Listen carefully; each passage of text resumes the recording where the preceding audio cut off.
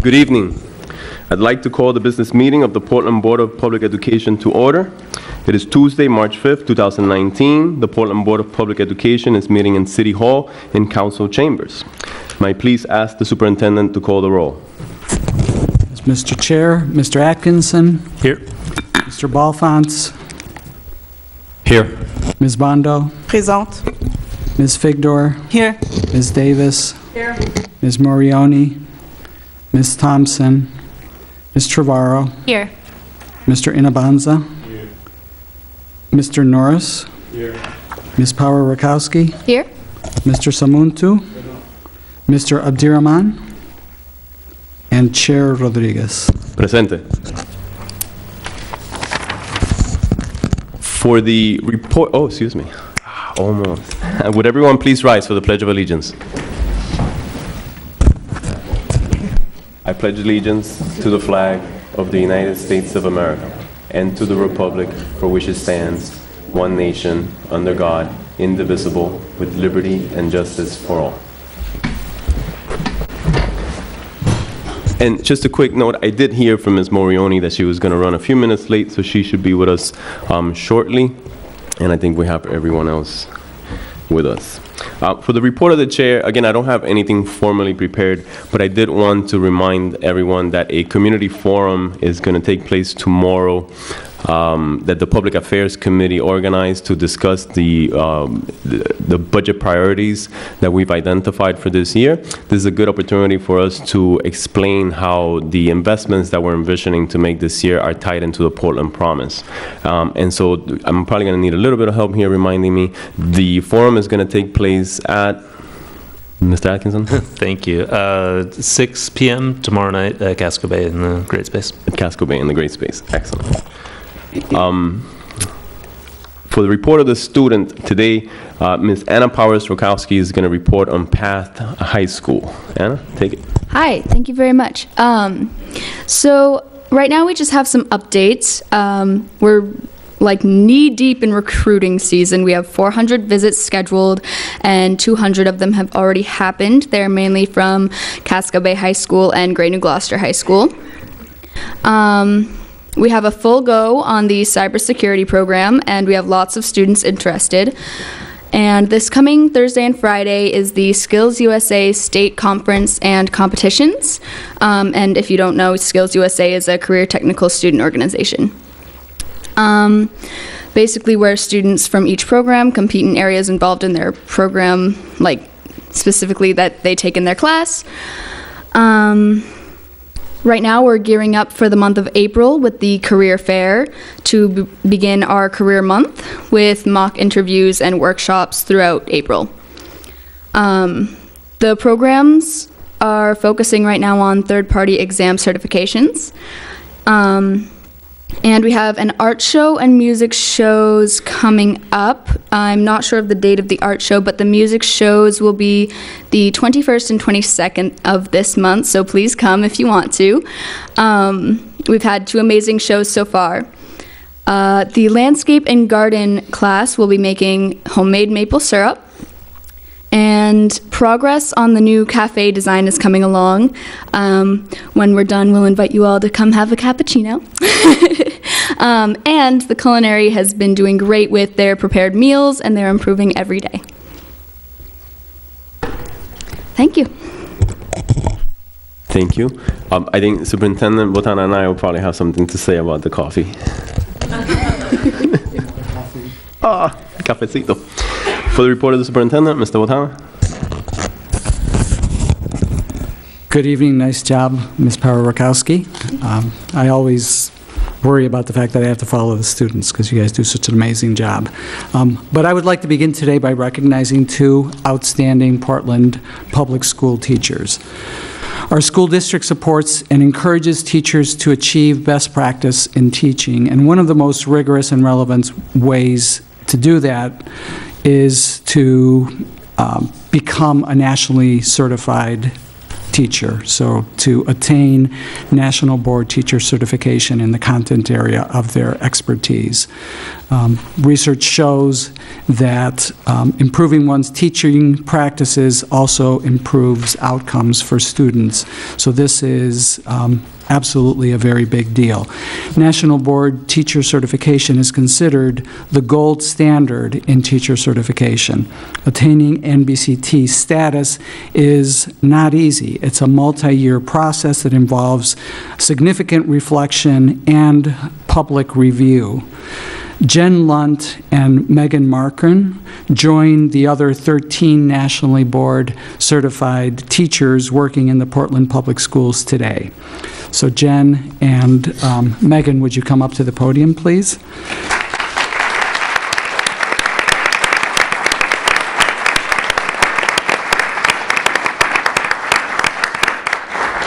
Jen is an ELL teacher at Deering High School, and she also teaches our interpretation as a career class, which I've had the chance to visit and is an amazing experience.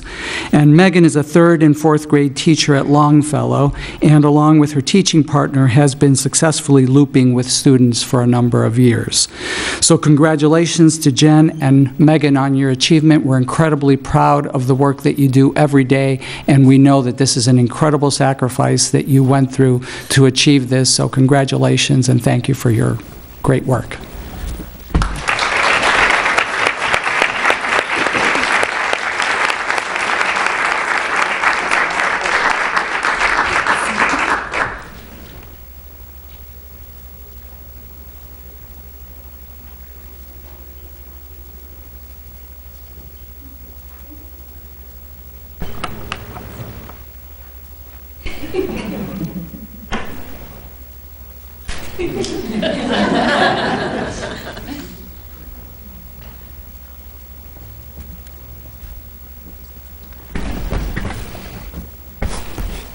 Do you guys want to say something?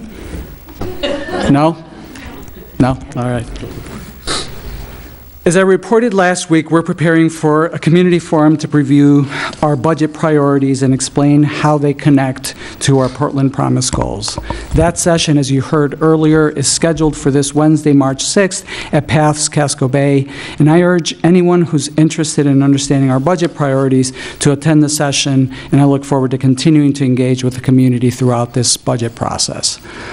Also, I would like to announce that the Enrollment and Facilities Study Commission will be meeting on Wednesday, March 13th to finalize its recommendations to the board. The preliminary recommendation, as you recall, proposes to save close to $3 million by consolidating our 2 comprehensive high schools and 3 middle schools into 2 larger schools, one a comprehensive 10 through 12 building and the other a 7th through 9th grade junior high school. Additionally, under this plan, elementary schools would become pre-K through 4, and all 5th and 6th grade students would be served in 2 of our existing middle school buildings. This proposal would give us the opportunity to repurpose the 3rd middle school building for administrative offices for Bayside and possibly for Portland adult education. Last week, we had over 200 community members join us for our Parent University session screening of the documentary Screenagers, an award-winning documentary on the impact of screen exposure on the lives and on the brains of teenagers. I was particularly moved by the conversation that followed the screening as parents, students, and experts exchanged concerns, thoughts, and ideas for how we can work as a community to help our adolescents understand and manage their exposure. Our kindergarten and pre-kindergarten registration period will extend through this Friday, March 8th, 2019. And again, I urge parents to take advantage of this opportunity as it also helps us to plan our enrollment and staffing for each school. Yesterday's snow day cancellation was our 3rd of the year. With that day, the projected last day for school for students is Friday, June 14th, and that is a half day for students, and we now move to the following week, Monday, June 17th, as the last day for staff. On another calendar note, on our agenda tonight for a first reading, you will see the proposed calendar for 2019-20, so that's next year's calendar.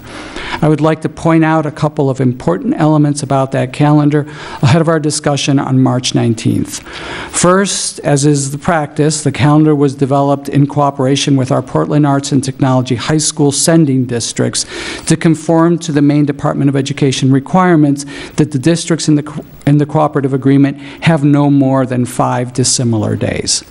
Second, this calendar is largely built on the one from this school year. It has 176 student attendance days and 183 teacher attendance days. The school year begins after Labor Day, as it did this year for students, and teachers will be on site for 4 days before the start of the school year. One change in this year's calendar is that we are proposing to begin our early release Wednesdays, the first Wednesday of the school year, and go through the last week of the school year. Previously, we did not start with the early releases until the last week in September, and those ended at the end of May. This will not only provide additional time for teacher planning and professional learning, but it will also make for more consistency for families with early release days. The use of time for teacher planning and development is key to our ability to improve outcomes for our students and meet our Portland Promise goals. During tonight's board focus on educational issues, we will be talking about core instruction, and you will hear about some of the work that is being done and we are proposing to scale up as part of our 2020 budget.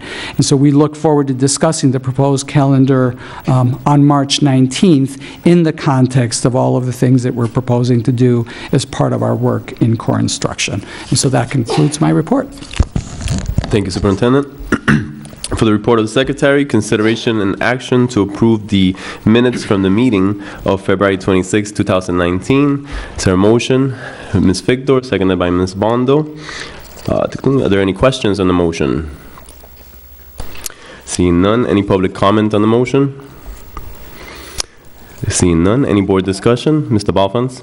I'd like to I suggest one change under the curriculum committee report. It reflected that I said that the next curriculum committee meeting would be March 6th. I stated it was March 26th. Thank you, Mr. Balfans. Any further board discussion? Seeing none. All those in favor of approving the minutes, the minutes from the meeting of February 26, 2019, with the friendly amendment proposed by Mr. Balfans, please indicate. It's unanimous with the students voting with the majority. There's no committee reports. Consent items. Will the superintendent please read the consent items? Under Board Policy KCD, the school board accepts by unanimous consent contributions made to the school district. As required by that policy, all of the donations are listed in the board memo that accompanies this item, and has been the practice, each donor will receive a written contribution acknowledgement expressing our heartfelt gratitude as well as for their tax purposes. I would like to thank the many generous contributors to the Portland Public Schools who have made donations of durable goods, goods of substantial value and historical or commemorative significance. And the contributors for this meeting are for Lyman Moore Middle School, they received the following items for their silent auction: a certificate for 100 gallons of heating oil from Pit Stop Fuel of Gorham, a certificate for a 1-year membership or renewal from AAA of Northern New England, 2 admission passes from the Victoria Mansion of Portland, a gift card from the Hannaford Supermarket of Falmouth, a 12x9 oil painting entitled Windswept Tidebrook, Freeport, Maine, by Art Schaefer from the Art Schaefer and Lorene Schaefer Bove of Portland, a pass for 4 adult classes from Casco Bay Movers Dance Studio of Portland. I should probably bid on that. 2 race passes from Maine Indoor Karting of Scarborough, and a certificate for a large pizza, meatball parm, soda, and fries from Eddie's Variety of Portland. I think I'll bid on that too. Lincoln Middle School received ice cream and toppings for 90 students from their Fire Island House goal-setting celebration from Friendlies of South Portland. And that is it. So we're very grateful to all of them for their support of our work. Thank you, Superintendent. Next, for the board focus on educational issues, we're going to start with the core instruction support presentation. Superintendent, you want to set us up? Sure. Our first board focus today is the last in a series of board focus items on what will be our budget priorities. Over the course of the year, we've used this forum to discuss our behavioral health continuum and our proposed pre-K expansion. Tonight, Assistant Superintendent Malia Nally and her team will be sharing highlights of the work that we're currently doing to ensure that we have consistently high-quality instruction and that we provide our teachers with the appropriate supports to make that happen. The Common Core standards challenge us to increase not only what students are expected to learn, but how they're expected to learn it. For many of us, that requires a significant change in understanding of those expectations, and with it, changes in practice. Malia and her team have done admirable work with limited resources to advance our work in the past year and a half. We're particularly focused on our work in mathematics. I believe that this work is pivotal in that not only is it the right thing to do, but it shows how district-level supports can make a difference for students. That is why core instruction, alongside with our pre-K expansion and behavioral health continuum, are the focus for my budget priorities this year. And so without further introduction, I'm going to turn this over to Malia.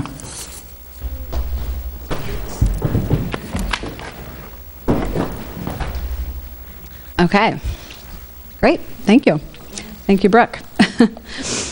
All right, so our aim this evening, as the superintendent mentioned, is to orient you to the third of 3 priority investment areas for the 2020 budget, which is core instruction. As you recall from previous conversations, about 50% of our students are proficient in the ELA standards, and we see a significant gap between students who are economically disadvantaged and those who are not.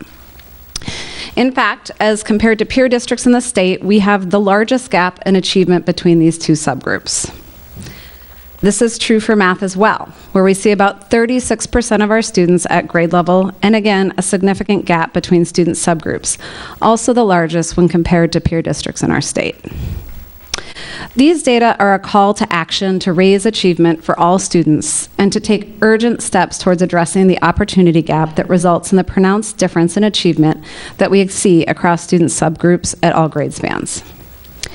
When we see gaps in achievement and students not meeting grade level standards, we often go to special interventions. We ask ourselves what we need to do for targeted groups and individual students to support the skill development that is necessary foundation to the grade level learning. While this is good practice, and we do support this type of response to intervention approach, we've been asking ourselves if our core instruction is designed to deliver tasks that are challenging and supportive of students at the grade-appropriate level of rigor. We've been looking more deeply into how our core instruction can be delivered to be responsive to a range of learners. And we've been thinking about how to ensure that by responding to students in small groups and one-on-one settings, we're not inadvertently preventing some students from getting access to on-grade curriculum. So this has led us to look to core instruction across content areas as a primary focus in relationship to our achievement and equity goals. This focus has been sharpened by our shift from a credit-based diploma that orients towards ensuring students take a general mix of classes to our proficiency-based diploma, which calls on us to ensure that all students master a baseline set of skills and knowledge across content areas. This baseline set of skills and knowledge is reflected in our graduation standards, which have been prioritized considering what all students need in order to be prepared and empowered for post-secondary success. And finally, we've been grounding ourselves in what the research tells us about the most significant factors that impact student achievement. Excuse me. Overwhelmingly, we find that a student's socioeconomic status, home environment, and even motivation have a smaller effect size on a student's academic outcomes as compared to the effectiveness of the teacher, the quality of the curriculum, and the degree to which teachers have a sense of collective efficacy, meaning that they share a common goal around student impact and a deep belief that together they can influence learning and student achievement. So, grounded in this rationale for taking a deeper look at core instruction across the district, we've started to develop a more clear theory of action for how we want to go about strengthening instruction, building on the work already underway, and leveraging the strengths we have as a system. In terms of our current state, we have a solid foundation for a coherent curriculum via the work we've done on standards that was prompted by the move to a competency-based learning system. Our teachers have worked to get aligned on the essential knowledge and skills we want all Portland Public School students to graduate with, and we've mapped the standards being taught at the middle school and elementary school backwards from those graduation standards. Over the past year, we've articulated a set of learning beliefs and aligned teaching practices as a district, which was led by teachers, coaches, and administrators. And this is serving as the beginning of a shared vision for instruction in the district. We also know there's many excellent things happening across schools and in classrooms. We have some consistencies in terms of resources at the elementary level and a new common middle school math curriculum that's being implemented for the first time this year. Beyond that, we know that curriculum assessment and programs vary by school and by teacher, and that we have tremendous models of excellence, but no way of understanding what's happening or lifting up best practice across the system. As far as resource investments go, I think I'll share a few of these slides to give you a sense of how it looks across content areas, but the general headline is that we have a limited investment out of our local budget. The largest investment is in math, and that's been this past year as we've been trying to lift and launch that work. And so you see here, the chart that's in front of you, our local budget, the middle are the federal grant investments, and then the final column are just other grants. And so clearly the math work, like I mentioned, is our primary investment. And where I say new, it's new as of this year. In science, our only investment right now, at least across the district, is a teacher who's on sabbatical who happened to choose, we are lucky that she chose, to do her focus on elementary science here in the district. We don't have a local investment in technology and engineering outside of grants that mostly teachers are writing. For social studies, we're grant funding some work connected to our equity work out of Title IV. And then we've had for a while a half teacher leader who's focused on Spanish immersion, the SEAL biliteracy, and a lot of the coordinating work there. And then here you see across these content areas that really the investment is in stipends for coordinators, the PE one being new this year. And then when we sum up curriculum overall, we have, we save $10,000 for classes if we have like a new kindergarten class to outfit the class.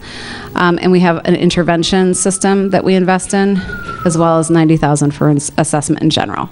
So again, I think the upshot here is that it is a pretty limited investment in our local budget that's going toward content and curriculum work across the district.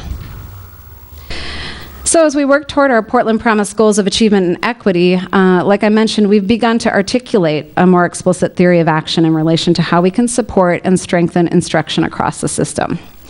And that's outlined here in front of you. So first, we're focusing on coherence and this idea of a shared vision for instruction across the system. This is not a prescription of what to do. Rather, we're talking about a shared vision for what we're trying to accomplish and a shared grounding in the research-based practices that are within the content areas. We also want to consider a student's progression through the system. So you see that K through 12 progression of learning. We're asking ourselves, how does what students are learning build toward what we expect by graduation? How do we introduce skills and deepen them intentionally over the years that they're with us? And then how do we think about content so that students are exposed to a full range of topics that we consider essential versus potentially learning some things multiple times and not really being exposed to things ever, depending on the teacher or the school that you go to. The next piece is around teacher leadership. We know that our strength is our teachers. We have people doing excellent things everywhere. So our question again is about how do we lift that expertise and not only celebrate it, but learn from it systematically. So two of the ideas under this are first this idea, which is emerging, of a content teacher leader, and you'll hear from two folks that are starting this work this year, where people would come for a few years onto the academic team, bring their expertise and perspective from the classroom to the district-wide work around core instruction, have a pathway that helps them build leadership skills if they don't want to go into administration, so trying to diversify those pathways. And then after having some experience at the district level, being able to bring that perspective back into the classroom. So again, that's emerging, but we have two teacher leaders who are going to speak to you tonight about how this is starting to take shape for them. And then the second idea around teacher leadership will be discussed by Jessie Robinson, our Director of Curriculum and Instruction, and this is to create K through 12 content teams where teachers are coming together and thinking really critically about that student experience through the system. So we've started that in math this year. We've had content teams in the district before, but there are many teachers on the math team who've been in the district for 15 plus years who said this is the first time they've been in a K through 12 content team. They've had secondary teams, but never kind of looked K through 12 at the experience students have in the system, and it's been incredibly enlightening. We had a really powerful conversation this afternoon, actually. And then I think the third piece here around professional learning systems, so vision and expertise are of course essential, but ultimately implementation is the key. And so our strategy assumes that professional learning is best done when it's embedded and ongoing. And so we're looking at coaching as a key lever here. So this is school-based coaching. Something that we've really tried to focus on this year is also coaching of coaches. So bringing our coaches together with an expert to build their expertise in the content area. And then we're also bringing coaches together across content areas for what we call a Coaching for Impact series, where we build their skills on how you actually coach and support adults. Brooke?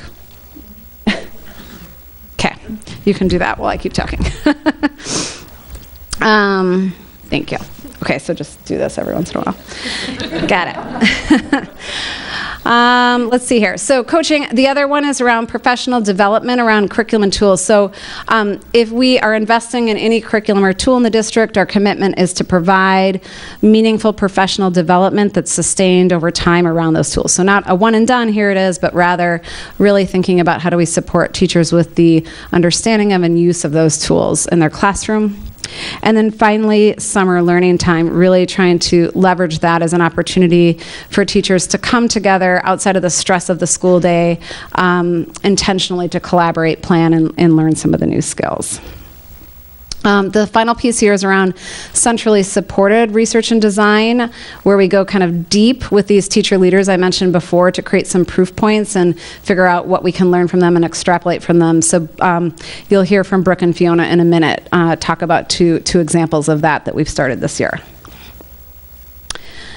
In terms of which content areas we want to focus on, so over the next 3+ years, we want to sustain and deepen the math work. We want to grow our focus on early literacy, and then we want to expand on this emerging work in science and social studies. So, I have 3 colleagues with me here tonight. I'm going to introduce them one at a time, and they're each going to give you just a brief snapshot of what's happening in 3 of the content areas, math, science, and social studies. So first I'm going to ask Jessie Robinson to come up. She is our There she is, Director of Curriculum and Instruction. She was previously our middle school math coach for the past year, so she worked across the 3 middle schools. She's been in education for 20 years, supporting and leading schools that serve primarily students from low-income backgrounds. And prior to coming to Portland, she helped found and lead an in-district turnaround school in Boston that achieved the highest gains in math in the entire state of Massachusetts 2 years after its launch. So Jessie, talk to us about math. Hello and good evening. We are really excited about the changes we are making in our K-12 math program, and even more excited about the work that is to come. Building on what Malia said, we've started to articulate a vision of how our beliefs and core practices look in a math class. Consider the volume of a cone. For many of us, we were taught the volume of a cone is 1/3 height times pi r squared. We were told this formula, some of us memorized it, but probably less of us remembered it. I had to look it up for this presentation. I want to show you a video of how this concept is currently taught in math.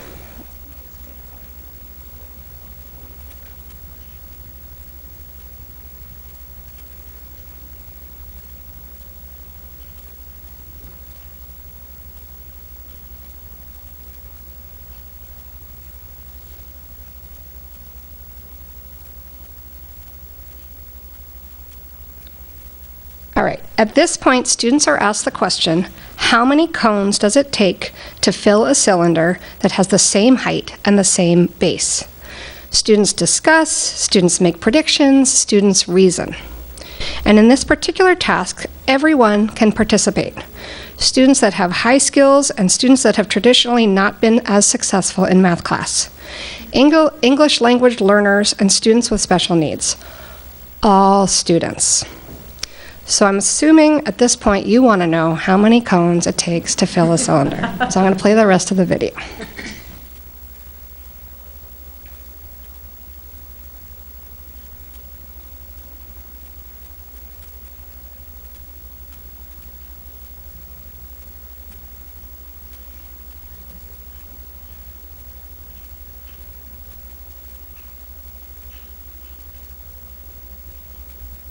Suspense is building.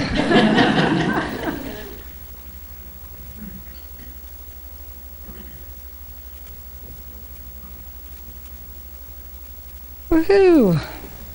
All right. Bring it back. Okay. So at this point, there is much excitement, and students can see that the cone is 1/3 the volume of a cylinder.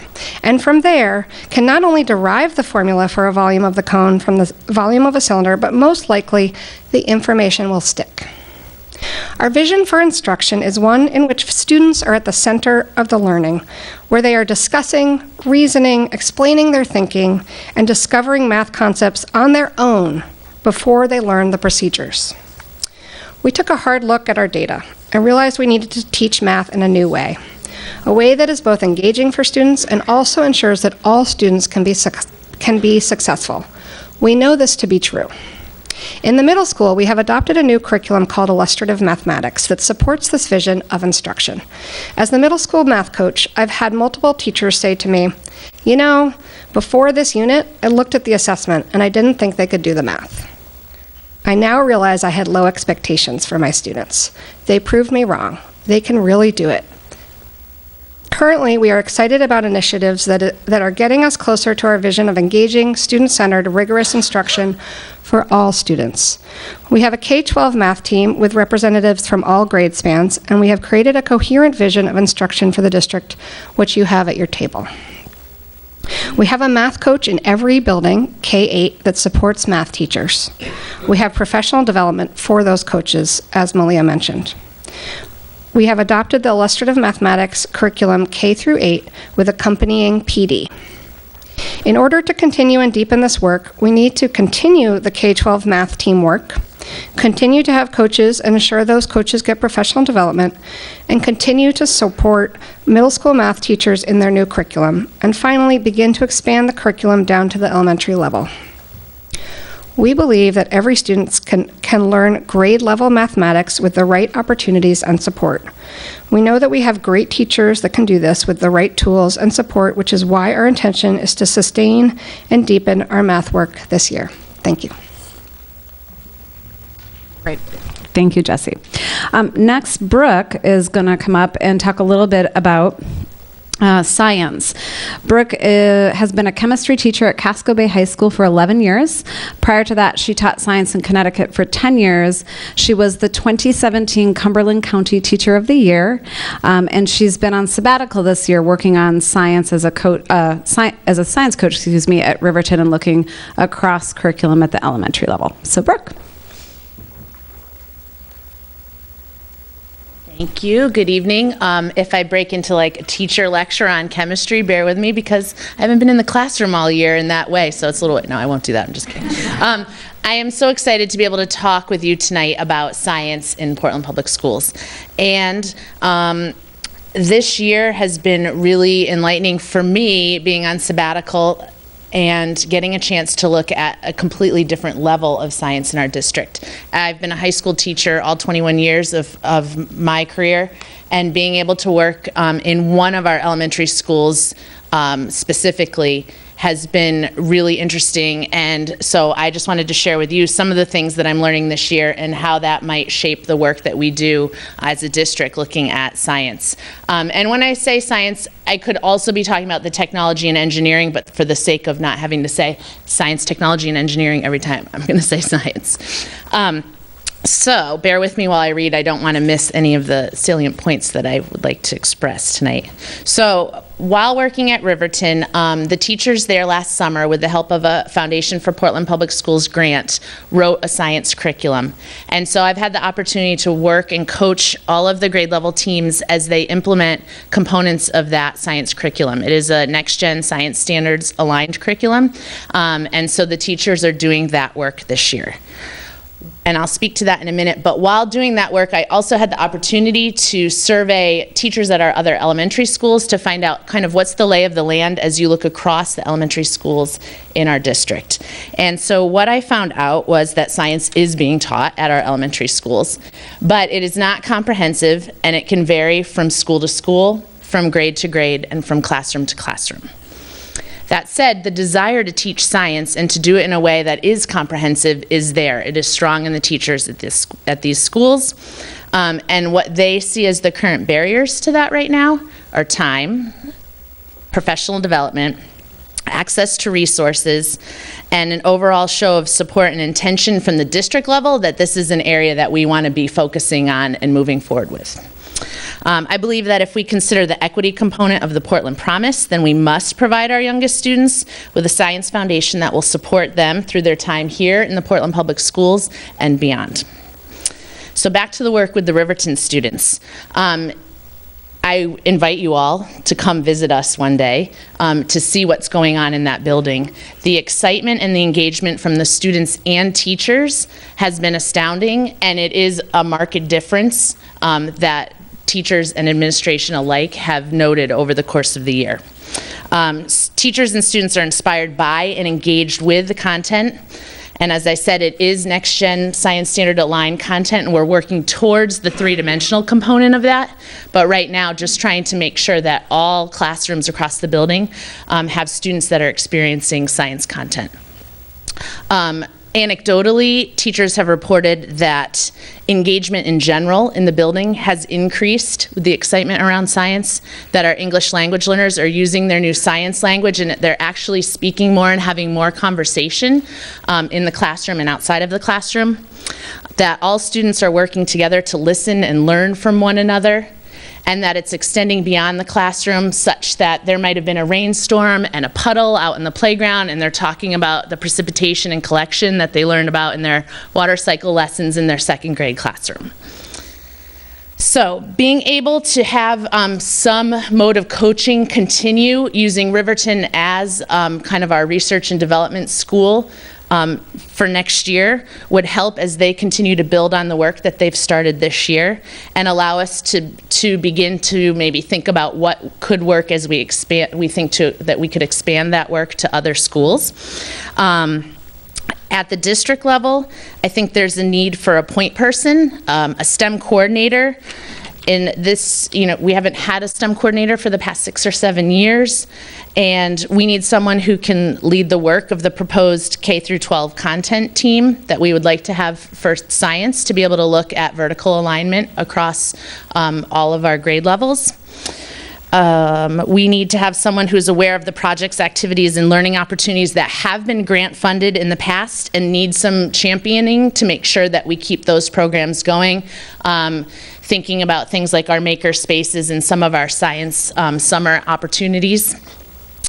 After 3 years of offering the STEM endorsement to graduating seniors, I think we need to reconvene and to see what's working and what's not working, so that we're offering an endorsement that's accessible and holding all of our students to high standards.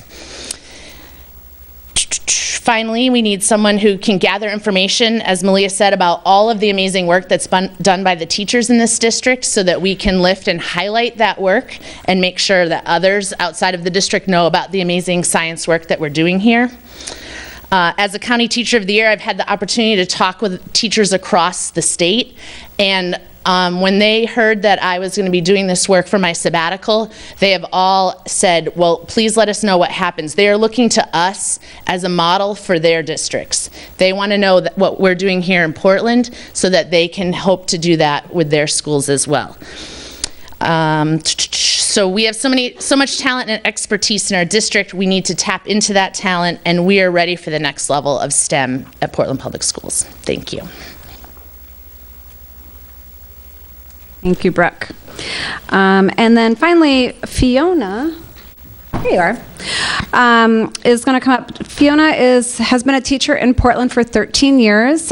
She taught middle school English language arts at Lyman Moore, has been an ELL teacher for newcomers at Reiki in grades 3 through 5. She is the co-founder and teacher of the PEA race course, and she's currently on special assignment through our Title IV grant. Hi, everyone. So I have been busily trying to figure out what is happening in the area of social studies in the Portland Public Schools.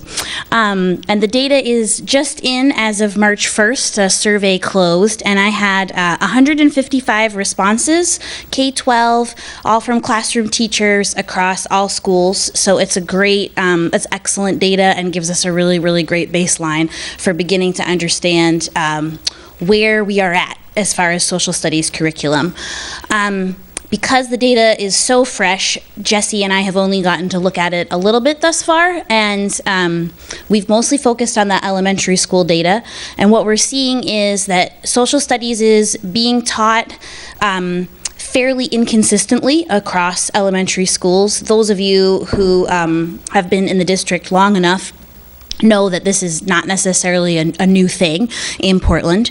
I have heard tell of a social studies progression from the early 2000s. I have not been able to, a vertical progression across grades K-12, and I have not been able to find a hard copy of it, but I have taken an oral history from many veteran teachers, so I've collected bits and pieces of that, and it seems that the areas of consistency in elementary social studies curriculum are remnants of that original vertical progression from about 18 years ago.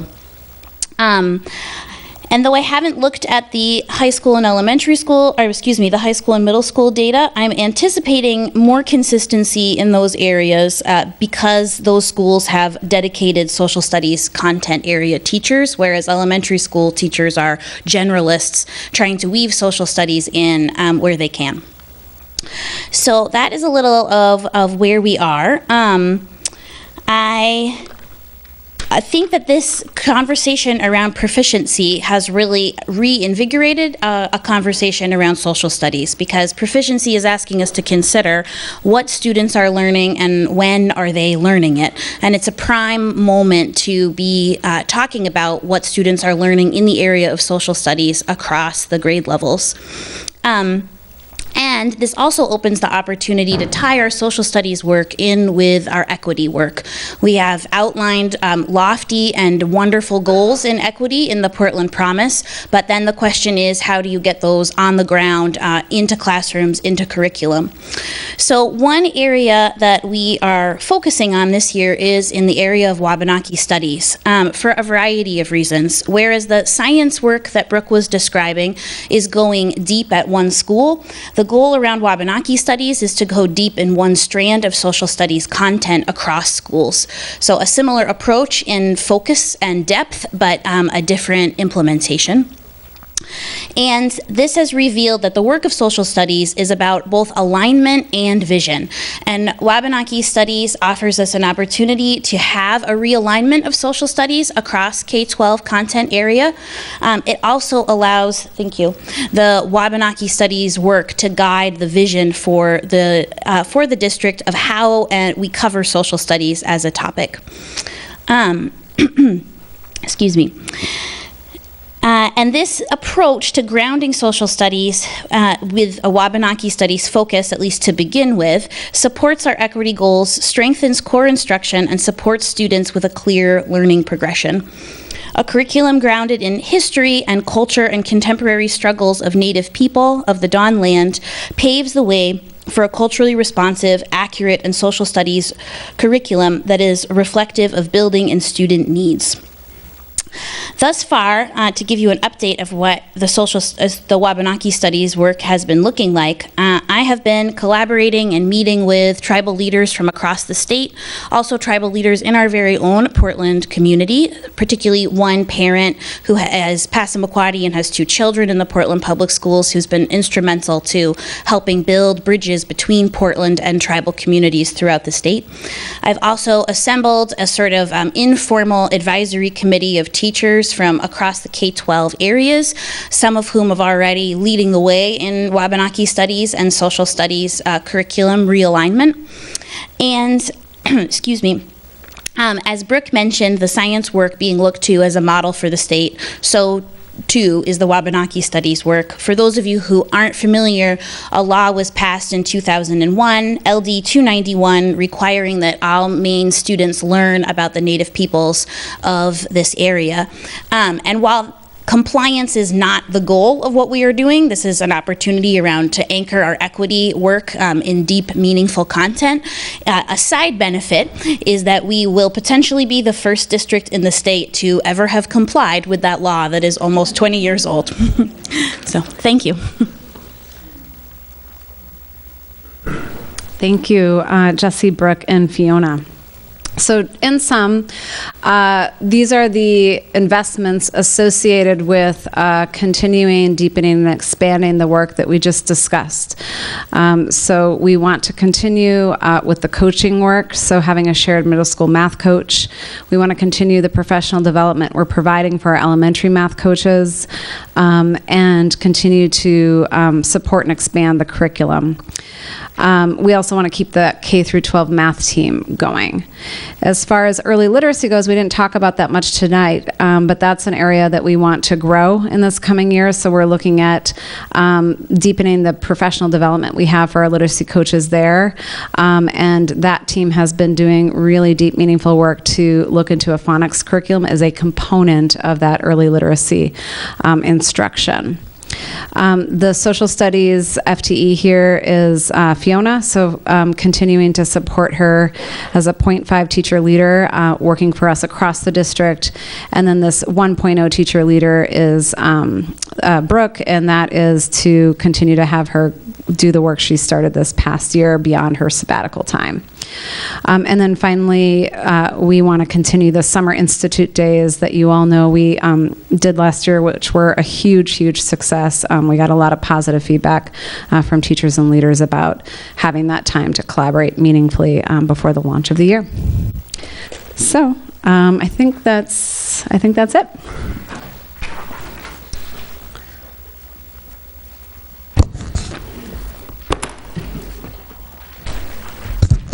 Thank you all for that. Is there any board question or discussion? Ms. Morioni? Thank you, Ms. Nally, and thank you to all the staff and teachers, all the hard work that's put in day after day.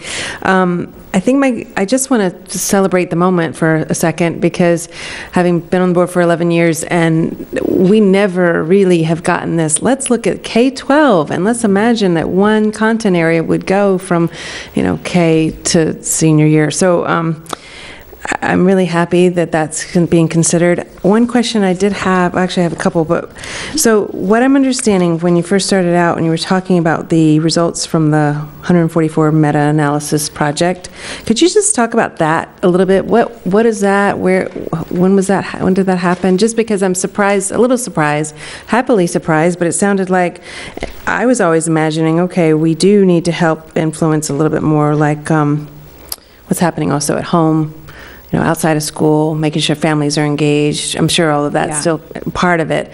But it sounded like from this research that you have stems all of the way where you're looking at the plans. Yeah, and I mean, Jesse, you might be able to speak a little bit more to this. I don't know this particular research in depth. I do know that the headline here, I mean, partly we always look at research that talks about teacher quality, and so one of the really key findings here was how close curriculum or instructional materials are. So it's what's the task the student's working on, and then how is that being facilitated together that matters. In terms of the notion of students' home life and things, idea of prioritizing family relationship and engagement is still really critical.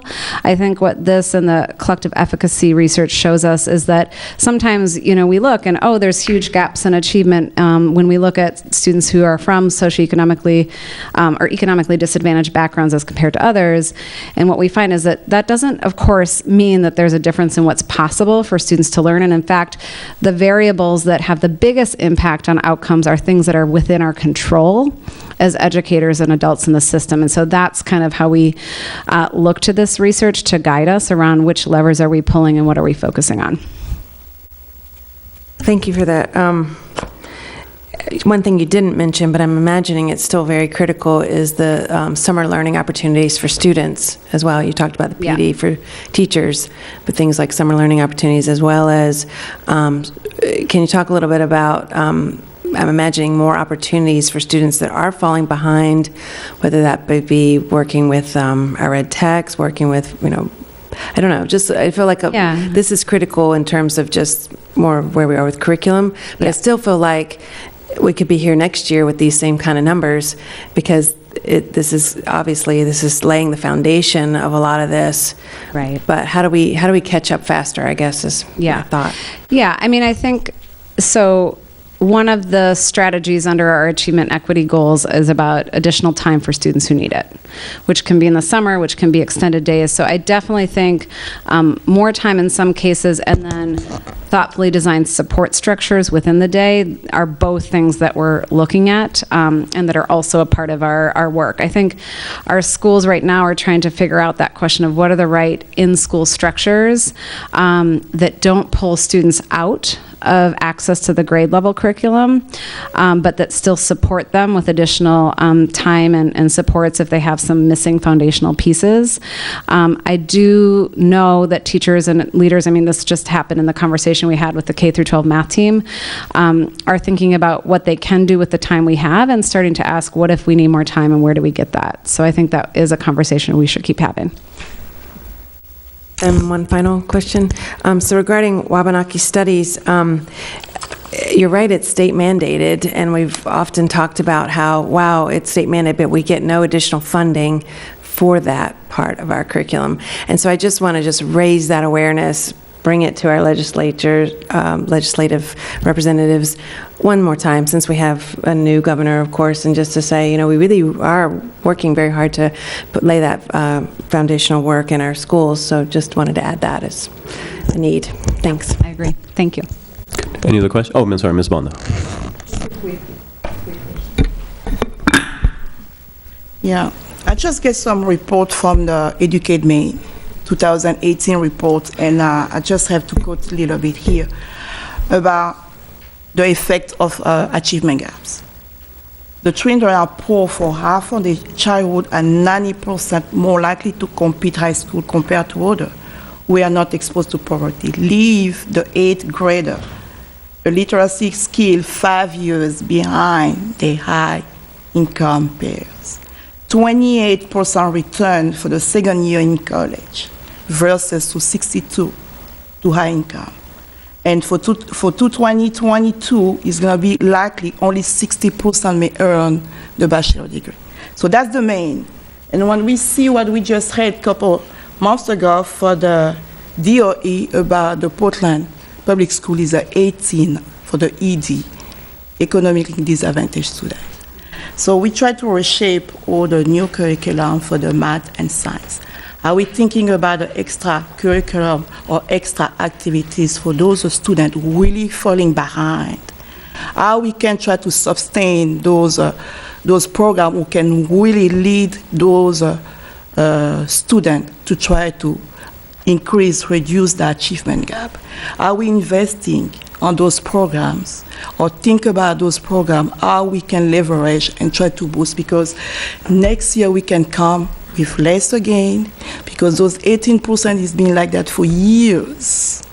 And when I heard the teacher came here last time and they spoke about the issues they've been having in class, so you can imagine that kind of support they need. So we just need to see how we doing for the next generation, the investment on some of the extra curriculum activities than those students they needed. Are we thinking about that? That's what I want to know.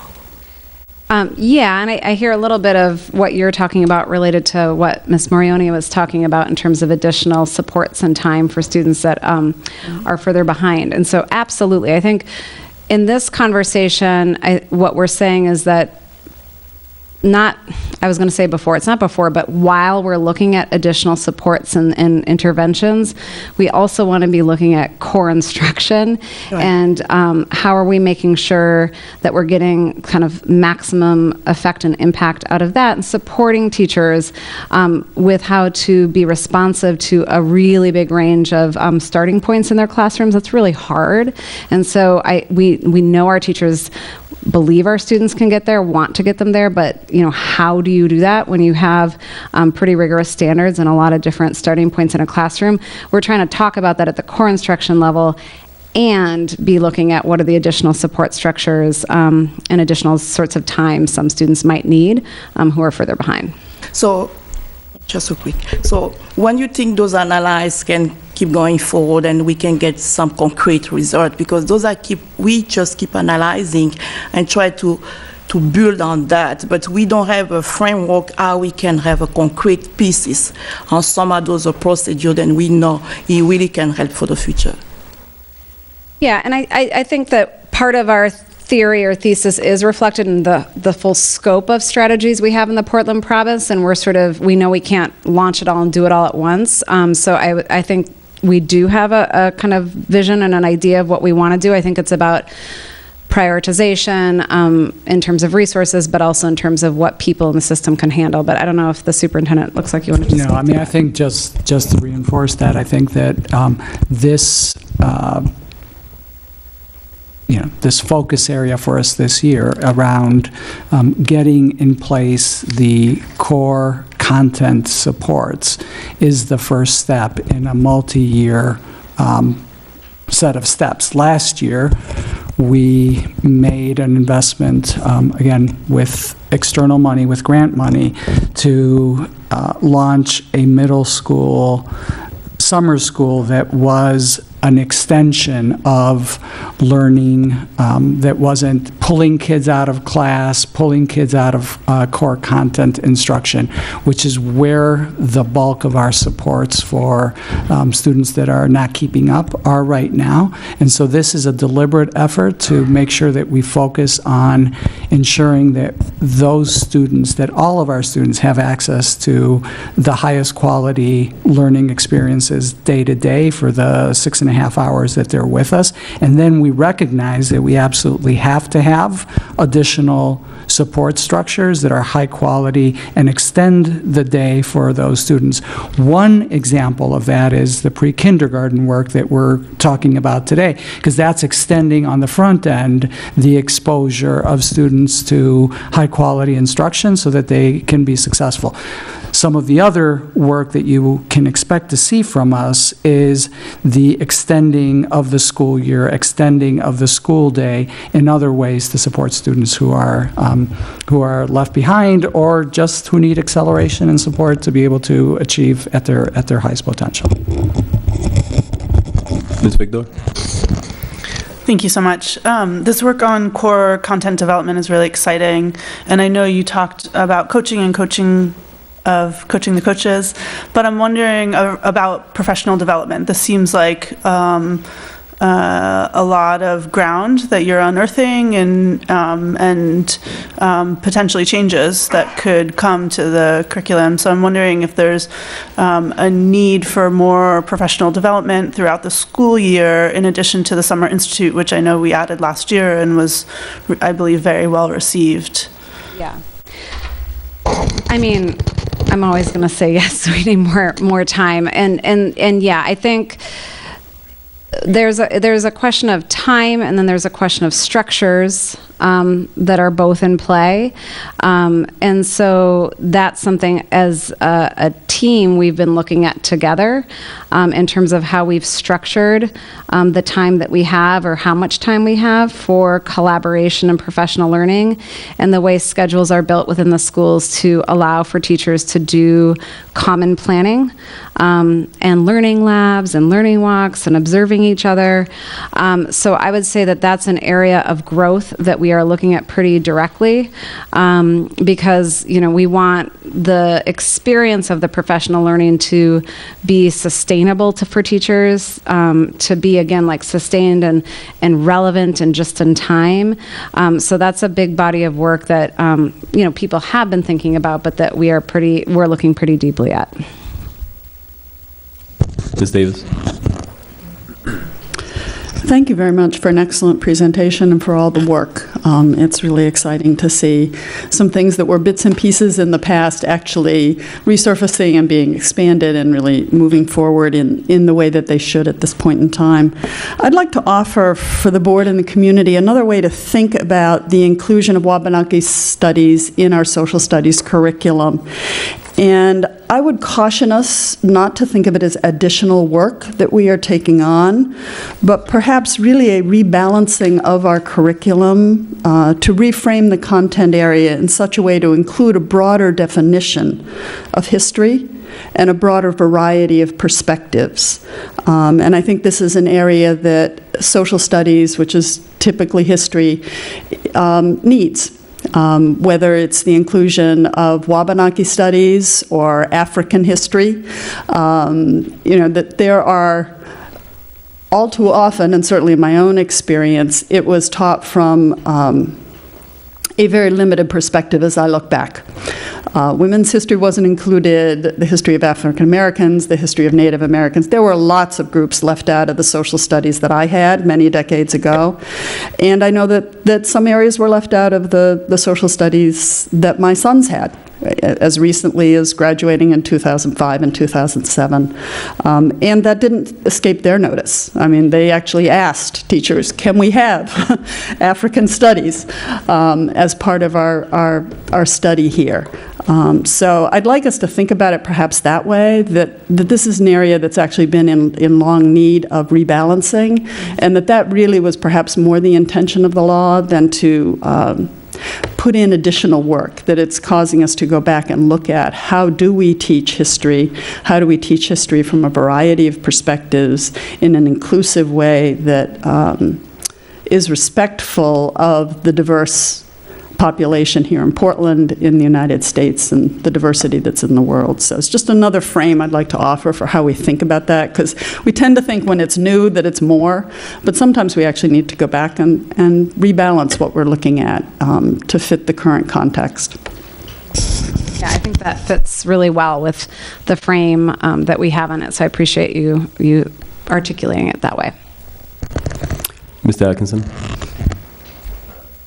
Thank you all for a wonderful presentation. I noticed K through 12 in here a lot, and as we're talking about launching this new pre-K program, I'm wondering where does pre-K fit in, and how does that fit with the progression through the grades? Perhaps you could all get out a pen and put a P in front of every K. I mean, it's, I think, let's take math, for example. It is pre-K through 12. I mean, I think, as we move and shift toward more of a true universal, it's a great point of feedback in terms of mindset and our orientation there. But the math work that Jesse spoke about, that's being supported through Tracy Zager, who's a community member here and also happens to be a national math expert. And she, I think tomorrow is going to be, or maybe it's next week, with our pre-K teachers. So we are looking at that, and I'm excited for having somebody to coordinate that program and to work with teachers pretty deeply on curriculum and to make those connections really explicit. Great. Can I just follow up that, I think pre-K perspective may need to be represented at the table as these district-wide meetings are happening. So, especially as we expand the number of classrooms that we have, that may become more possible. Or I just don't want to lose that, because pre-K is a special time, and I think deserves special consideration as far as what. The way that curriculum is delivered. Students are at a very particular developmental stage, and it's anyway. Enough. Thanks. Any other questions, comments? You go ahead. Just want to take a moment to thank Malia and Brooke and Jesse and Fiona for exemplifying this work and illustrating for the board how important it is. Obviously, this is one of the 3 core priorities for us, for me, as we move forward, because I know that we can't achieve what we've set out to achieve unless we do this work. This is tremendously important work. That's what we are as a school district. It's about teaching and learning. And unless we can really advance this work, we're not ever going to achieve our promise. So thank you guys for the work that you do every day and for how clearly you illustrated that for us tonight. Same for me. I want to thank you for the presentation and, of course, the board discussion. I think everybody contributed some really good questions and comments. I think I specifically want to highlight the comment that Ms. Davis made about the social studies and Wabanaki studies inclusion, and how it really is a reframing of how we instruct students. And I'll be probably a little bit more blunt than Ms. Davis, but things like the whitewashing of a history that we've seen, the stuff that I was educated with, I don't find that to be adequate for my children. So I'm glad that we're taking a different approach. I want to say also that when I hear comments like coaches for coaches, I immediately think about the way that I look at mentoring, right? Like we need to have mentors for mentors, and we're building this web of support for the people that we're mentoring. So I think that it's clearly is a good approach, and it's a sustainable approach. Thankfully, I was invited and I was able to participate in the vertical math team, the K through 12 process, and it was privy to some of the discussions.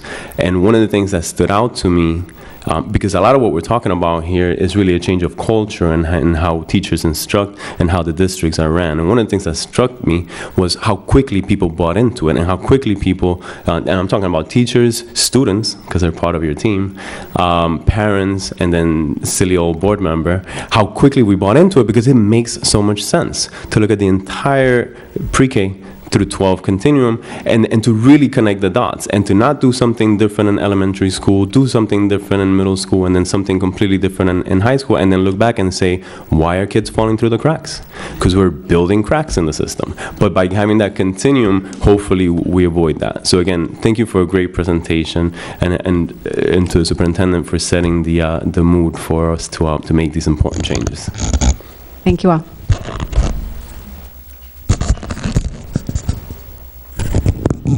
Excellent. So on the next board focus on educational issues, we're going to have an update on football in the Portland Public Schools.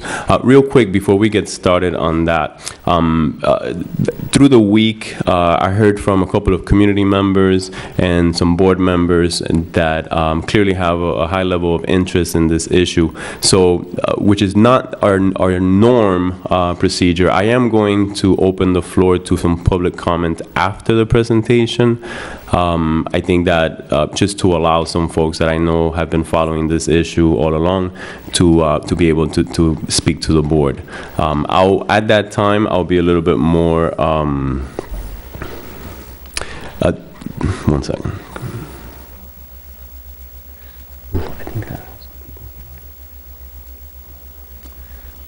So I'm sorry, I lost my thought. So I wanted to so I did want to allow, at the time that I open it up to public comment, I'll be a little bit more clear about the public comment rules and how do we expect to run it so that we can do so efficiently. Having said that, Superintendent, you want to set us up? Sure. Our co-curricular programming is a key lever for achieving our Portland Promise goals. The Portland Promise recognizes that engaged students are more likely to succeed academically as they learn key aspects of being productive members of a community through their participation in individual and in team pursuits. These activities help them to develop new skills, discover and hone their passions. Our next board focus is consistent with our whole student goal. Here tonight, what we're hoping to do is to allow our athletic directors to share the work that they're engaged engaged in to understand the issues associated with decreased participation in football. As you know, there has been a robust community conversation on this topic since the end of the 2018 season that I'm aware of, and it probably predates that. But I'm going to turn this over to Assistant Superintendent Jeannie Crocker to introduce the rest of the team and frame up tonight's board focus item. So, Jeannie. Thank you, Superintendent Botana. I'm happy to introduce our next agenda item. As a longtime high school principal, I know very well how important co-curricular activities are in the lives of so many of our students. It's indeed fitting this evening that our agenda has both a curricular and co-curricular focus under board focus on educational issues. Football has a long tradition in the Portland Public Schools, as it has in many school districts in the state and in the country. Some years ago, funding for middle school football was cut in Portland. Portland Youth Football League filled this void. The PIFL program meets the needs of some of our students, but not every single one. Funding for football at Portland High School and at Deering High School has continued. As is the case in many districts in the state, student enrollment has dropped, and with it, the number of students playing football. In January, a forum on high school football was held at the request of a high school parent. The turnout for the forum was strong, with many different concerns, suggestions, beliefs, and ideas being shared. One significant idea proposed was combining Portland and Deering to form one football team due to declining numbers and in the best interest of the physical well-being of our student athletes. High school and middle school athletic directors and high school principals met to review what was discussed at the forum and to begin to devise a plan for moving forward. This plan is based on the belief that maintaining two separate high school football teams is preferable, and that to do so, we should reintroduce school-sponsored football at the middle school level and build numbers. A first step for doing so is a plan to offer flag football at each middle school this spring. Several of our district leaders are here this evening to share next steps being considered regarding our football program. And I might mention that one of our leaders is missing this evening. Portland AD Rob O'Leary isn't with us because he is supporting hockey in a playoff game. I would like to invite, I believe, Principal Greg Palmer, first of all, to come and provide us an overview, and the presentations will flow from there. Hi, folks. I'll be brief. Assistant Superintendent Crocker said, my name is Greg Palmer. I'm the principal at Deering High School, and Principal Jepson from Portland High School would be here tonight, but is also supporting student athletes at the hockey game with AD O'Leary, and from Deering, AD Craig is also engaged with supporting students after school. So you get me. Briefly, one of the considerations that was on the table, one of the recommendations or ideas was to combine the varsity programs or the football programs for next year. The high schools believe that the numbers for the 2019 season, playing in the fall of 2019, are sufficient to field two programs, one at Portland High School and the other at Deering High School. This will maximize opportunities for our student athletes next year. There's also ongoing work around scheduling and classification that, if it has an effect, would be a positive effect on both programs to field appropriate varsity programs and sub-varsity programs, and to put our athletes in a good position to compete. So there are factors at play that we think will help support the idea of fielding two programs next year. So I wanted to start with that because I know that there are some great folks who wanted on the table the idea of, and there's been a lot of conversation around the idea of combining two football programs in the fall of next year. So I wanted to start here to be clear about where we currently are at. So, and then I know there's going to be discussion about building student athletes up from the middle school before they get to high school, increasing those numbers. So that's, I think, the bulk of this discussion. But if there's anything for me, that's That's what I have. Thank you.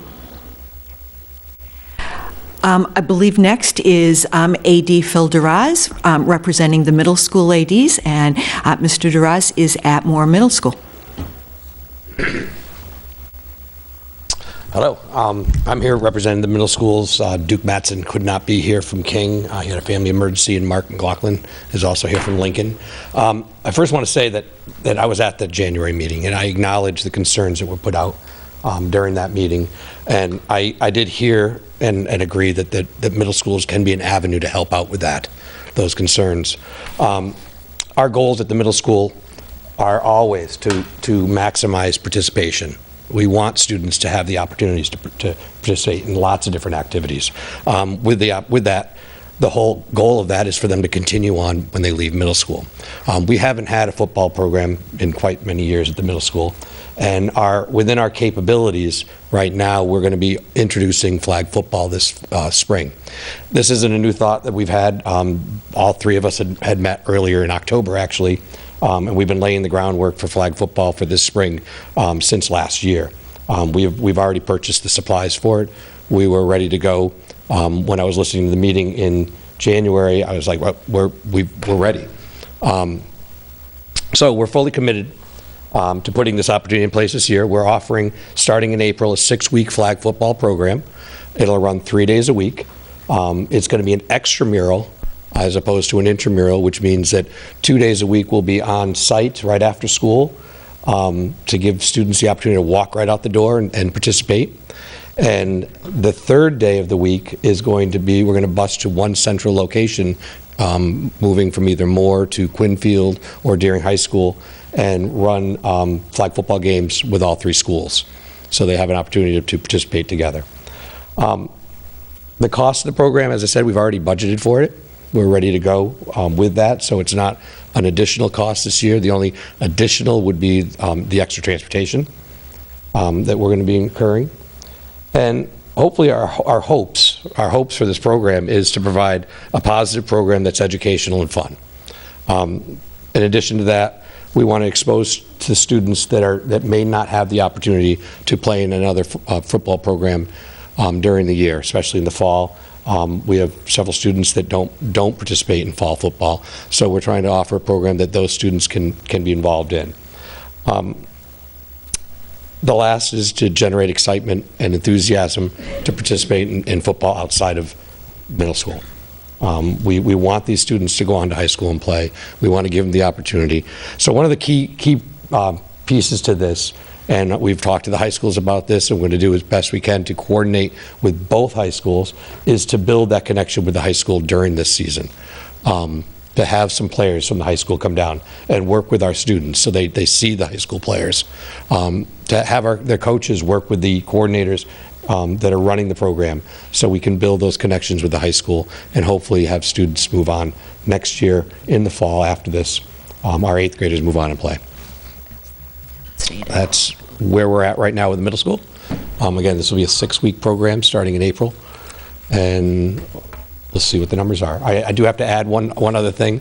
It's not football, but we did see also the same need in volleyball, and we're doing the same thing with volleyball this spring to add another program for volleyball to see if we can generate the enthusiasm for volleyball.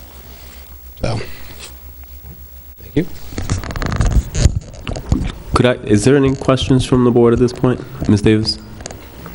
I was a little confused because it's at one point you said there was no cost, and then you said there would be additional costs for transportation. Which is we haven't locked in yet. Okay, so there is an additional cost for doing this. Is that budgeted? Yes, in our budget. It's going to come out of your existing budget? Yeah, the existing budget. Okay. Yeah. What is it displacing? I believe we have the money in our transportation budget at our schools to do that. So it's left over? Yeah. I guess the question I'm asking is, this is an additional, this and the volleyball are both new, and in addition, the budget was built in essence to cover the costs of what we were doing existing, and I just want to make sure that we are not displacing some other sport or activity by spending these funds. Because these are in addition. So in essence, we had left over. leftover, so we're using leftover funds to do this. Okay. Is there anything included in the budget for next year? I mean, I guess it'll be a finance committee question that's any different than that. I couldn't answer. I don't. Okay. Thank you. Thank you. Any other questions? Mr. Dras, could you address the gender of students that will be involved this spring? This spring, it will be a co-ed program. Thank you. Ms. Morioni? Thank you very much. Most of my questions are actually in reference to what Principal Palmer mentioned. Thank you for starting that awesome program. I'm not speaking just for myself. I'm not quite sure how much flag football prepares you for actual football. I'm not a football expert in any regard. Maybe you could speak to that. How about that? Our hope is, and I mean, we have students that do participate in fall contact at our middle schools, but there are a number of students that cannot access that. Right. So we're hoping that within our capabilities running this program, we can get those students out there and start building the connections to football in the high schools. Okay. All right. Thank you. So my other questions, can I ask to continue? Yeah, okay. Okay, so what I understood was the high school principals, along with ADs, just reviewed numbers and decided that for 2019, the fall of 2019, the numbers were sufficient. And the numbers that we received have Portland High School at 24 for the fall. It does not include freshmen, but it looks like freshmen have dropped to potentially less than like 5 possibly, and then Deering High School at 38. So when you said they're sufficient, I'm just questioning because looking at other districts in our area, they have football programs that are more like Thornton Academy has 89 players, Bonnie Eagle 62 players, Scarborough's 87, Oxford Hill, and that's the class that we're in. So I just wanted to clarify, just for the public as well as the board to understand, we have 24 at Portland High compared to 87 with the team that we play at Thornton Academy. So my biggest concern around all of this is the safety around what we've heard. I attended the hearing, and I think it looks like Deering's going to be pretty well set because they have a lot of seniors. They'll have 22, or they'll have, in the fall. So, but Portland is only going to have 9 seniors, and so usually varsity seniors and juniors will be, fielding the team, and if they're playing other teams that have 80, between 70 and 80 players on their roster, I'm just concerned about the safety and how, and particularly, again, even at Deering, we had a student that broke his back and his neck this past fall because he was a smaller student, went out to field the team, fortunately didn't get paralyzed, but I'm very concerned. So maybe you could speak to the decision on sufficient numbers, as well as the decision, or talk a little bit more about the scheduling of the new classification for our teams. Yeah, so we're AD O'Leary or Principal Jepson here. I think that they would say that the Portland number, all numbers are somewhat speculative. I think people take old numbers and they try to forecast them forward. I think they believe those numbers will be different at Portland High School than, I don't think they think that's the number, but that's it's a hard road to go down because we're not dealing with something that's firm and set. So I think they believe that their numbers are going to be okay. And I know you were that night, so I don't want to play the whole discussion, but they, on the Portland side, they have talked about being in the state finals, participating in state finals the last 2-3 years, and with a varsity squad in the 30s or so, and they think they'll be there again. I would add that our, the Deering side, outside of any really, nobody wants anyone to get hurt participating in any athletic activity. That the trainers discussed, injury rates and things that night, and they had more concussions and that type of thing in soccer than in football. So I think that there's always the possibility for severe injury, and but we weren't seeing a pattern of that throughout the year on either team. And like you said, I think that on the Deering side, our numbers look good for the fall, and I think Portland would say the same. So as people put numbers on the table, and everyone's trying to do the best research they can, and to do this in a way that both maximizes students' opportunity and also pays attention to their safety. What I can tell you is that we've looked as hard and as closely as we can at those, and I think that the concern is for 3 and 4 and 5 years out, more so for the fall of next year. That we feel like the numbers are reasonable for the fall of next year, and that's what the conversation's been about. And Deering Athletic Director Craig is here. I don't want to add anything to that. The classification stuff we don't control. There is a conversation going on that's beyond us that, if anything, would help in terms of our ability to be paired up and be competitive with other programs that we feel are a good fit for us to be on the field against. So that's work that is beyond our district, but based on initial or not initial, but based on conversations we've had, we think that we'll be in a better position come fall as a result of that. But we can't really report on it because it's not our work. I don't know if you'd add anything. No, I think that was a great summary. Again, the numbers are hard because they're not concrete at this time. So it's hard when you're looking at, and some of the stats, excuse me, on those we're taking off a website, so you have to be careful where they're coming from. Excuse me. All of the ADs and conferences are on top of this. This is an ongoing conversation. Some of the changes you're going to see that Mr. Palmer talked about coming at the MPA level, football committee meeting is on March 11th, and that's their final recommendation. Then it goes to the MPA, but there's going to be some major changes. The MPA has recognized a real disparity in football. This isn't just a Deering-Portland issue. This is a very common issue across all programs. And Massabesic will sit up and tell you, I don't want to go play Thornton Academy. So they're really trying to take a look and balance that. I have faith based on what I've seen. We're going to see a much better parity in scheduling, even regardless of classification. Classification is at one level. Truly, it's going to come down to who your schedule is. Deering saw the big 3 this year. We saw TA, Scarborough, and Bonnie Eagle. Those are the first 3 weeks out of a 4-week season. That's not going to happen again. And that's not going to happen to anyone else, because everyone else learned from Deering's lesson, so now they are taking that seriously. Safety is everyone's concern. So I think there's some things that are going on.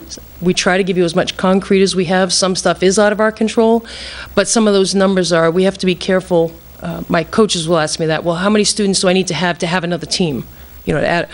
Well, there really isn't a finite number, because if I tell you 15 and 14 kids come out, or if 16 come out, are we really going to cut one?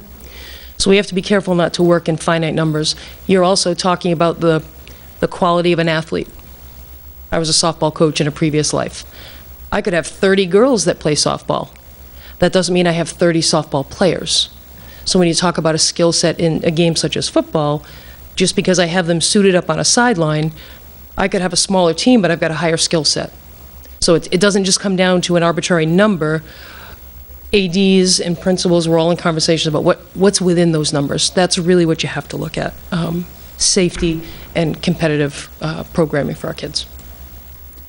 If I may, I'd like to just point out that the finite numbers are difficult to pinpoint at this point, of course, at this time. That the people that are closer to this are our ADs, and they are in touch with coaches and hearing from students what the plans are. And I think that other people have different data that is presented to us, but I would encourage us to continue to have confidence in the people closest to the work, which are the ADs at the two high schools. Mr. Balfins, and then back to Ms. Morioni. When would we have a better understanding of the numbers? How far into the next school year? August 18th. For fall. Truly. My coaches would tell you that I need to order 80 new football helmets because that's how many kids are coming. But there's an ebb and a flow. But there's energy, and when there's energy around something and when something is exciting, they know that their schedule is going to look a little different. Kids are talking. They're drumming up. There is no disagreement that the numbers have gone down. That's Deering-wise, Portland-wise, state of Maine-wise. The finite numbers are a little harder to pin down until they all show up on day one. And I'll be honest, even from day one, you're going to see some go down from soccer. There's just this natural attrition. It takes about 2 or 3 weeks for a season to really kind of bubble out. Thank you. Ms. Morioni and then Ms. Trevor. I was just going to follow up and say thank you for answering those questions, and I also appreciate your response, Mel, around the parity. I think that's really critical, and I really will keep a keen eye on that because their first game during 77-0 Thornton Academy, and our kids getting hurt. That wasn't okay. So I appreciate you keeping a close, keen eye on it because again, safety, I appreciate you saying safety is priority. But this will be an interesting year, and you said moving forward, we'll also be keeping a close eye on it. So thank you for being here tonight. Ms. Trevor. Thank you for the presentation. I appreciate it. And I'm also, like Ms. Morioni, interested in the safety aspect of this, particularly as we think about football going into the future in the face of declining participation.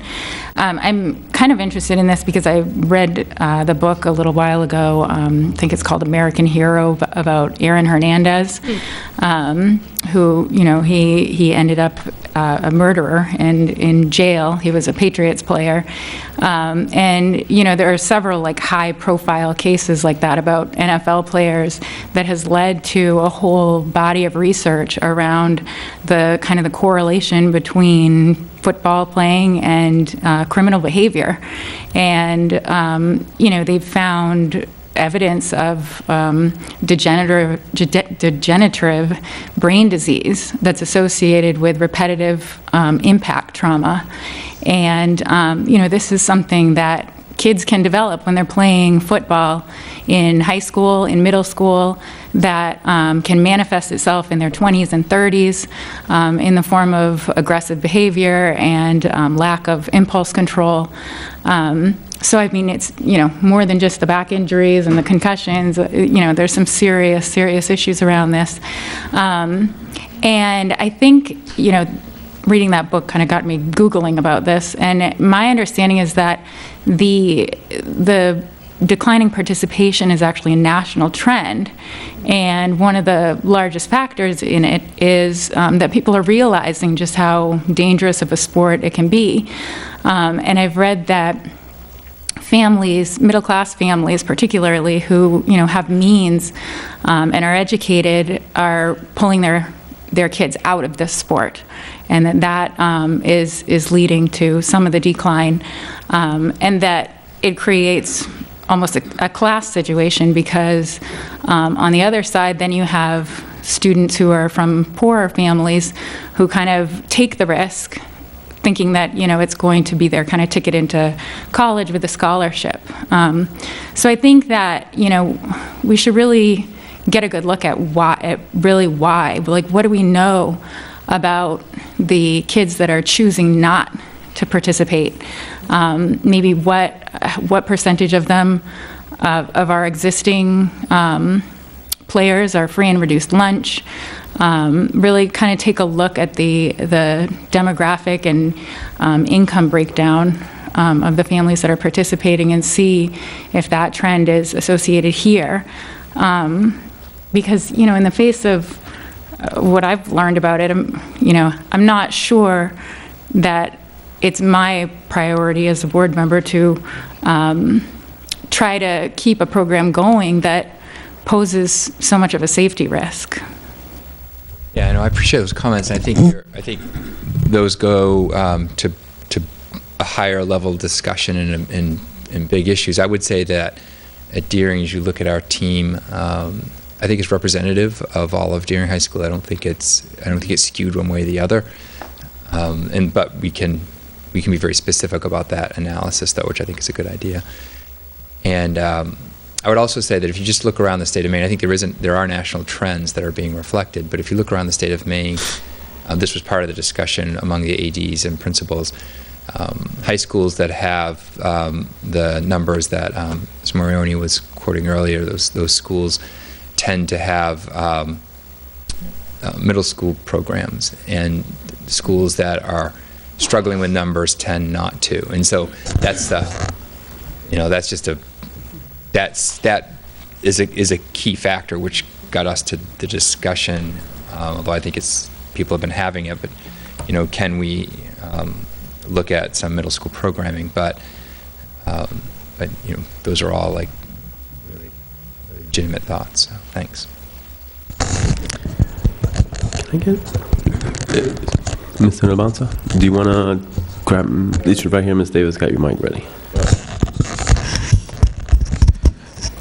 So like from a student's perspective, so like I once like was sitting down with a couple of friends, and I once asked them, what sports are you planning to play this fall? And most of them went, I might play soccer. I was like, football sounds fun. And the person was like, I don't want to die. And like, it's myself, where I come from, South Africa. I played rugby, and rugby is somewhat similar to football. But then the only difference is that we don't have helmets and we don't have all those stuff. So you might kind of say that rugby is more dangerous, and you find that a whole lot of South Africa plays rugby.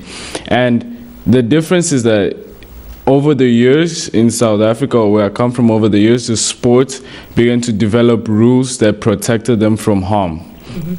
So like, when the sports were invented, like football and all these sports, it was like that mentality where like seeing someone broken would like make someone amused and entertained, and that's kind of like the trend, and I think that's what she's been talking about, of like this violent behaviors, because that's like what you taught in the locker rooms or like in the football field, like, hey, I need to like destroy this person that's in front of me.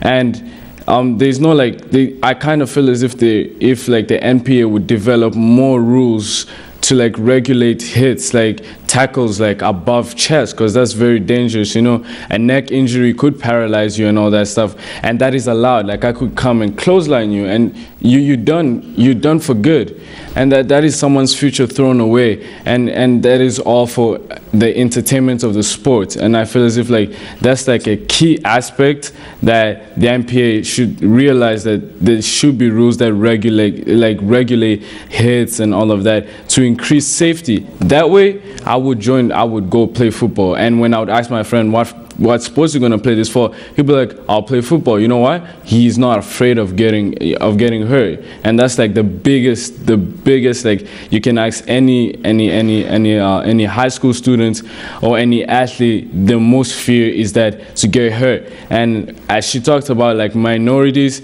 tend to play football and all these sports because that's like their only way of getting into college, basically. And they take that risk. And sometimes that risk does not pay off. And we find that if this risk do not pay off, like they develop all these different type of problems in their in the future, all because of a decision that they didn't have a choice in. So basically, like the fun of football has been taken away, and now it's all about like the entertainment aspect of like the football, the NFL and those big hits, and everybody's like, wow, but like they don't know like the bigger impacts. So like I kind of feel as if like they should be like more emphasis for the MPA to regulate rules on hits and stuff. Thank you. Great point, Joseph. That's all valid, especially when it comes out of our student mouths. That carries a lot of weight with us. So I will say that the MPA has a sports medicine committee. In addition to the football committee, we get updated rules every year. And that is some of the changes they've seen. These studies, this is what we're finding. When you go back a few decades, we didn't have this information on concussions. We didn't have this information on proper tackling. NFL has a program they put out into schools that both high schools use, heads-up football. But that also goes back to making sure we have a feeder program that's teaching the correct ways to tackle, teaching those correct ways to get kids in.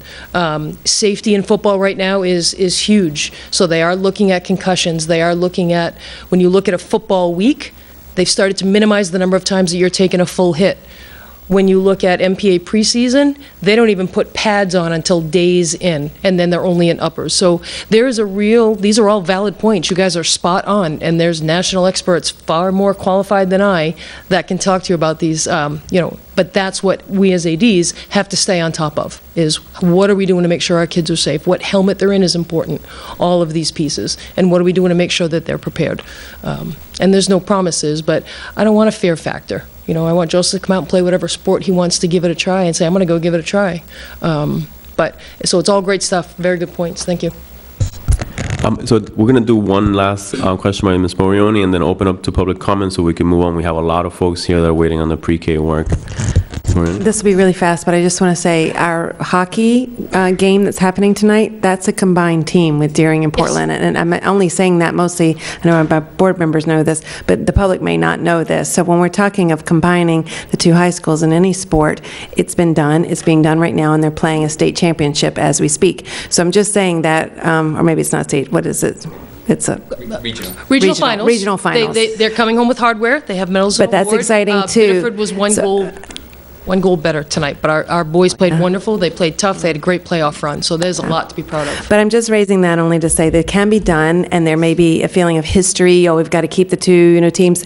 And if that's the case, I also plead to the public to come out and support these teams at our Turkey Bowl games and things like that, because we're seeing also a decrease in attendance on all of our sports. So, but thank you. Perfect. Thank you very much for answering the questions and the dialogue. So, like I said before, I am going to open up to public comment. So if there's anybody here that wants to speak to the board, if you don't mind stepping up to the podium, and once I see that we actually have someone to speak, I'll be a little bit more clear about the rules. Go ahead, Josh. Come right into the podium. So our general rules for public comment, if you don't mind stating your name and your address, you're going to have 3 minutes to speak. There's a small little timer there at the podium for you to keep track. And if we do need additional time after the 3 minutes, the board can grant it. All right. Hello, everyone. My name is Josh Wolfgram. I am the Vice President of PYFL, Portland Football League. My address is actually 38 Cottage Place, Westbrook, Maine. So I am from out of town, but I am part of the league with Portland Football. I have been for 5 years, running the flag football program there. Is basically what I started with, but this year I'm taking over as vice president. Also today we have our president, Ryan Jordan, and also our another affiliate, Moni Hang, who does sponsorship for us, is here as well.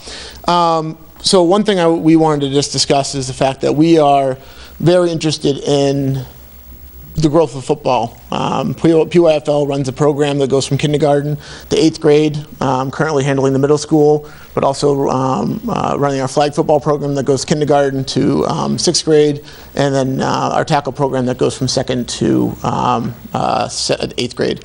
And we have been looking to be more involved in the conversation with the growth of football in the community, and we're making strides with that, particularly this year with some of the new coaching staff in Deering and in Portland. We've had a good outreach from both Coach Susie and Coach McLeod, and getting us involved in their programs and getting their programs involved with us.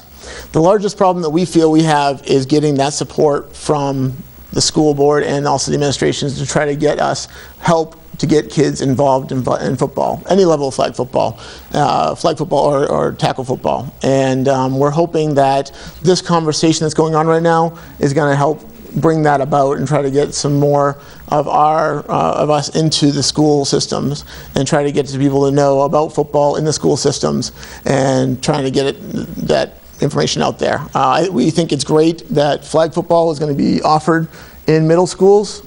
We actually welcome any ability to help you guys at all with it, any kind of information we can. We've been running a flag football league for 5 years, the largest in Maine. We'd love to help out with it.